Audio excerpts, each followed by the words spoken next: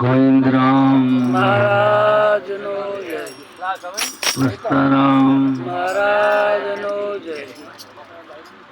અમારા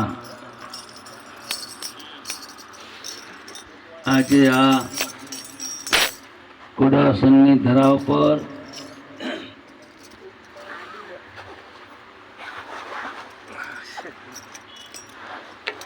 જેના સદગુરુ ગોવિંદરામ મહારાજ છે,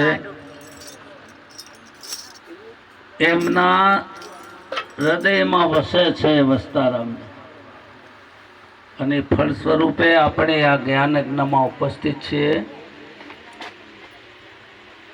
દૂર દૂરથી અમારા મહાત્મા પધાર્યા છે. શરૂથી બહુ સરસ સત્સંગ થયો છે. આજે જે સત્સંગ થયો છે ને બહુ સારો થયો છે.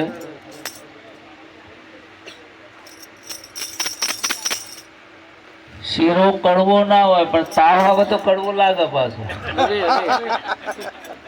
શીરો કડવો હોતો નહીં, પણ આપણને બીમારી હોય ને તો કડવો લાગે. તો મારો અનુભવ કહું છું, બીજા કોઈ માથે ન લેતા. હાચો હાચો. અહીંયા નામ દેવા જઈએ તો અમારા હવે પાછા નામ બી ભૂલી જાય. આપણે 72 વર્ષે તો યાદ એ નથી. અમારા તખુરામ બાપુ ને બાજુમાં ધોરારામ બાપુ કોટ કોટ હવા હવા, હા. અને એમને સત્સંગ રાખેલો વૈરાગ્ય, જ્ઞાન અને મોક્ષ પર બોલવા માટે ચેલેન્જ કરેલી હતી, અને હું નતો જઈ શક્યો. હા, બહુ સારું છે એમની નિષ્ઠા. આ બાજુ મહાત્માને નામ નથી આવડતું. નારાયણદાસ મહારાજ છે, ચેલારામ બહુ સરસ, હા, પ્રેમજીરામ છે, બીજા અમારા પરિચિત છે. બધાને હું હૃદયથી કોટી કોટી પ્રણામ કરું છું કે જ્ઞાનીની દ્રષ્ટિમાં આખું જગત જીવન મુક્ત છે.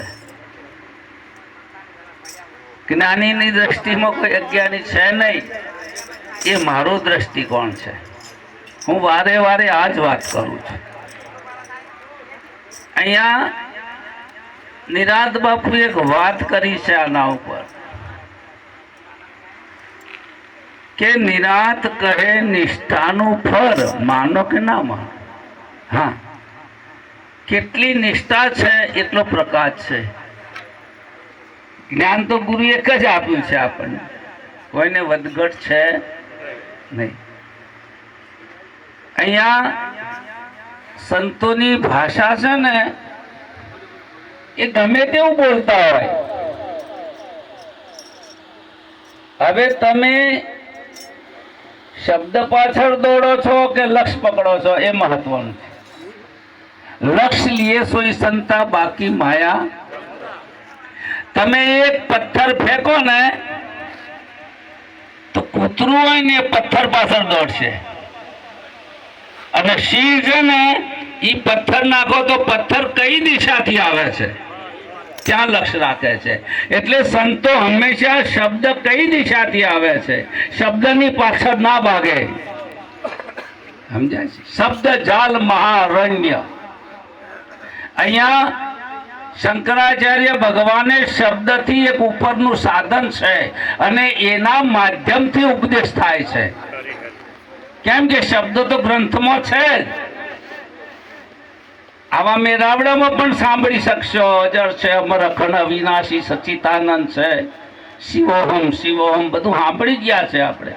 વ્યાપક છે, પૂર્ણ છે, સર્વજ્ઞ છે, સર્વશક્તિમાન છે, ઈશ્વર વિશે વાતો સાંભળી છે. પણ એમાં જે લક્ષ્ય આપે છે સદગુરુ, એનો મહિમા ચાલે છે. એટલે આપણે સંત પરંપરામાં કહે છે કે લક્ષ્યવંતીને થઈ છે લીલા. હા,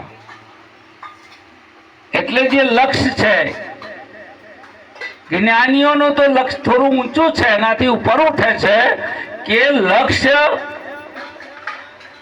અષ્ટવક્રાને પૂછો તો અષ્ટવક્રા બધામાં સેટિંગ નહીં થાય. કેમ કે તમારા સ્વરૂપમાં લક્ષ્ય નથી ને અલક્ષ્ય નથી. આ ઊંચી વાત છે. હવે શેઠ બદામ ના એ થાય, સમજાય છે?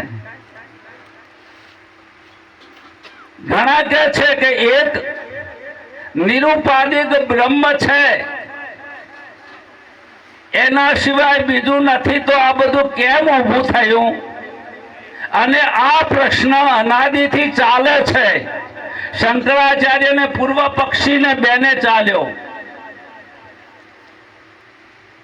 અહીંયા મારે એક જ વાત કરવી છે કે આ નિરુપાધિક બ્રહ્મ હતો તો આ બધું ઊભું કેવી રીતે થયું? પણ જેને બ્રહ્મ જાણે છે, બ્રહ્મ પોતાનું સ્વરૂપ છે, એવો નિશ્ચય થયો છે, એ ક્યારે એમ નહીં કે આ બધું શાને ઊભું થયું, એ નહીં કે. પણ જેને નિશ્ચય નથી એ પુરુષ કે છે, એટલે જે દ્રઢતા વાળું જ્ઞાન નથી એમાં તકલીફ છે. આખો કે તલમાં કોદળા ભર્યા ના થાય ઘોણી કા ગેસ. તમે કોદળા હોય ને અને તલ ભેગા કરીને ગોળીમાં નાખો ને, જેટલું તેલ નીકળે એટલે કોદળા પી જાય. સમજાય છે ને? આ બહુ સમજવા જેવું છે. કોઈ દારો જ્ઞાનને કર્મથી માપવાની કોશિશ કરશો તો તમારા કે મારા જેવો કોઈ મૂર્ખ નથી. કર્મથી તોડવાની કોઈ વાત ના કરતા. જ્ઞાન સ્વતંત્ર માર્ગ છે, હતો છે ને રહેશે, એમાં કોઈ શંકા નહીં. જ્ઞાન જેવું પવિત્ર કોઈ જગતમાં બીજી વસ્તુ નથી. દ્રષ્ટાંત ગમે તે લઈએ. સુખદેવજી જાય છે પરીક્ષિત જોડે અને કે છે કે હું ઉપદેશ આપું, પણ પેલી દક્ષિણ આલવી પડશે. સમજાય છે? પરીક્ષિત કે પહેલી દક્ષિણા ઉપદેશ પહેલો, કે ઉપદેશ આપ્યા પછી આપવા લેવાનું આવે જ નહીં. અરે અરે આનું નામ જ્ઞાન. લીધો હોય તો ખબર પડશે. અરે ઉપદેશ લીધા પછી આપવા જવાનું ના હોય સાહેબ, ના હોય, એનું નામ જ્ઞાન. હજી તમને બ્રહ્મ છે, હું આયા ને હું ગયો, આવું કઈ છે જ નહીં. અરે આકાશ અહીંયા છે, આ કુડાસર નું આકાશ ક્યારે બંબઈ નહીં જાય, ક્યારે નહીં જાય. આખું ગામ ભેગા થઈને જાઓ, લાવો ટેકનોલોજી તમારી વ્યાપક છે, અને વ્યાપક જો જ્ઞાન નહીં થાય ત્યાં સુધી તમામ સંશયો તમને રહેશે રહેશે રહેશે. જ્ઞાનીઓ સમજવા બહુ. એક મહાત્મા કે 20 વર્ષથી આ મહાત્માને સાંભળું છું, મને સમજાતું નથી. મેં કીધું એ મહાત્માને સમજણ નથી પડતી, તને નહીં સમજાવતું, એને ખુદને ખબર નથી કે હું શું બોલું છું. આ છે પરંપરા, આપણા ઋષિનો વારસો છે. અને વેદ શ્રુતિ પ્રમાણ વગર એક પણ શબ્દનું ઉચ્ચારણ કરશો તો તમે સંત સભામાં કે જ્ઞાનની સભામાં ક્યારે નહીં ચાલો, ક્યારે નહીં ચાલો. શ્રુતિ પ્રમાણ જોશે. તમારી સુધી કોઈ પ્રમાણ છે? શ્રુતિ કે છે કે વ્યાપક છે. શ્રુતિ એમ કે છે કે અજર અમર અખંડ વિનાશી છે, અને એ શ્રુતિ સદગુરુ નિશ્ચય કરાવે છે, દ્રઢતા અપાવે છે. અને જે શ્રુતિને નથી માનતા અને વેદ પરંપરા અને ગુરુ પરંપરાને ના માનતો હોય તો શંકરાચાર્ય ભગવાન કે એનો તત્કાળ ત્યાગ કરી દેજો. આ બુદ્ધિગમ્ય વિષય નથી. આ તમારી બુદ્ધિ છે એ સીમિત છે, અને વસ્તુ અસીમને અમાપ છે, ક્યાંથી ફિટ કરી શકશો? અને જેનો પ્રકાશક છે બુદ્ધિનો, એને બુદ્ધિ શું જાણે મારા વીરા? મતિ ન લખે જેહી મતિ લખે સામે સુધા પાર. અરે બુદ્ધિ શું જાણે, એને પ્રકાશ કરવા વાળી છે. પણ નેચરદાસે બીજો એક અર્થ કર્યો છે, જે બુદ્ધિ દ્વારા ગુરુ બુદ્ધિ ગુરુમતી એનો આ મહિમા ચાલે છે. પગને તકે પપિયલના અને ત્યાં પાડેલા સંતોના શહેર મોટા રોડ કાઢી નાખ્યા મારા સંતોએ.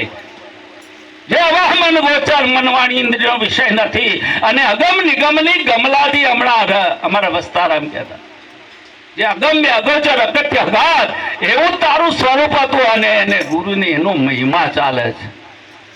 આ તર્કનો વિષય નથી મારા વીરા. તમે કેટલાને રંગ ચઢાયો, આટલા બધા મહિમા થાય છે, હજારો તમે વક્તવ્ય આપ્યા છે. તું બાપની બાજુ બેસી જા, શીરો ખાઈને. કોણ છે આ વહીવટ કરતા? કોણ છે? કરતા બહુ ભાવમાં તો ભૂલ પડી જાય તો વાગ્યા વગર નહીં ને. માજી હમણાં ખાઈએ છીએ, શાંતિ રાખો. મૂકો શાંતિ, તમારે જ ખાવાનું છે. વર્તારામ નિકાલ કરવાનો જ છે સંતો માટે. અહીંયા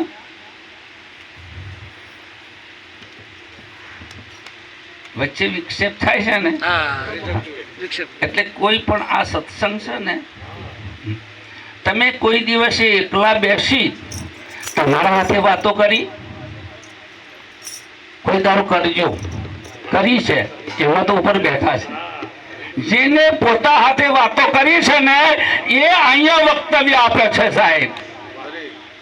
આમ બેસો અને વિચારો, તમે તમને જ પૂછો, બીજાને નહીં. ખરેખર હું કેવો છું? ખરેખર હું છું કે નહીં એ વિચારો ને. ખરેખર હું છું કે નથી એ પણ વિચારો સાહેબ. સંતો વારે વારે કહે છે દાગીનો છે ને, આ વીટી છે, આ વીટી, આ વીટી છે. કોઈ ગોતી શકશે આને વીટીમાં? કોઈને નક્કી કરી શકશે આમાં? આમાં કોઈ વીટી નક્કી નહીં કરી શકે, સમજે? અને આમાં કોઈ પૂરણ નક્કી નહીં કરી શકે. જે વસ્તુ નથી અને નક્કી કરાય નહીં, થાય જ નહીં, કોઈ કરી ના શકે. તાર હોનાને નક્કી કરવાનું કે છે એમ સતનો ભાવ નથી અને મિથ્યાનું અસ્તિત્વ નથી. આ અમારા તત્વવેત્તાનું આખરી છે, છેલ્લું લાસ્ટ. ક્યારે કહેવું પડે છે? અમારે મિથ્યા કહેવું પડે છે. કેમ? કે એને એક બાજુ જગત દેખાય છે, સમજાય છે? જગત દેખાય છે અને બીજી બાજુ સંતો એમ કે છે કે હે રામ તીન કાલ में जगत नहीं है. તો આ રામનું સાંભળ, વશિષ્ઠનું સાંભળવું કે આ મારો અનુભવ કેમ તાલમેલ ખાતો નથી? પોઈન્ટ છે આ. એ પૂછવું પડે પોતાને. આ કોઈ કરીને ન આપે. ગુરુની હદ છે. અમુક સુધી તમને લઈ જશે. કૂદકો તો તમારે મારવાનો છે સાહેબ. અને જેને કૂદકો મારો છે એની વાણીને વર્તન બધું એ ઓટોમેટિક પૂરું થઈ જશે. કરવું નહીં પડે. તમે છોકરો પરણાવો, છોકરાના અંગાથી જેટલા પક્ષે આવી હોય ને સંબંધી, કાકા મામા ફુવા, એટલા સ્ત્રી પક્ષે હોય કે ના હોય? ફુવોજી ને કાકોજી ને મામોજી લગ્ન કરે એટલે લેવા જવું પડે કે આવી જાય? આવી જાય. એમ જે સાથે સબ ઈ સાથે એકની સાથી લો, એનામાં પ્રેમ છે, કરુણા છે, દયા છે, ધર્મ છે. આ લેવા ના જવું પડે, આવી જાય સાહેબ. અને એ પુરુષ અધિકારી છે આચાર્ય બનવા માટે. એટલે કે છે અષ્ટવક્રા તે આખા વિશ્વના કલ્યાણની ભાવનાને નીકળ્યો છે. પોતાનો કોઈ નિજી સ્વાર્થ નથી. અરે કોઈ માન આપે, માનને મારે ક્યાં મૂકવું? જગ્યા નથી. ક્યાં મૂકવું? જગ્યા નથી. અરે મોક્ષ મારે શું કરવું છે? ક્યાં મૂકવું? જગ્યા નથી. આ છે સંતોની પરાકાષ્ઠા. સંતોને સમજવા બહુ સહેલું નથી મારા વીરા. બહારથી નહીં માપી શકો, સમજાય છે? તમે કહો છો કે હું જનક વિદેહી, અને આ જગત એમ કે છે, પુરુષ આઈન કે છે કે તમે જનક વિદેહી છો. વિદેહી હું કેવી રીતે માનું? દેખો છો ને? અને આ દેખાવણ ચાણ બંધ થાય, સમજાય છે?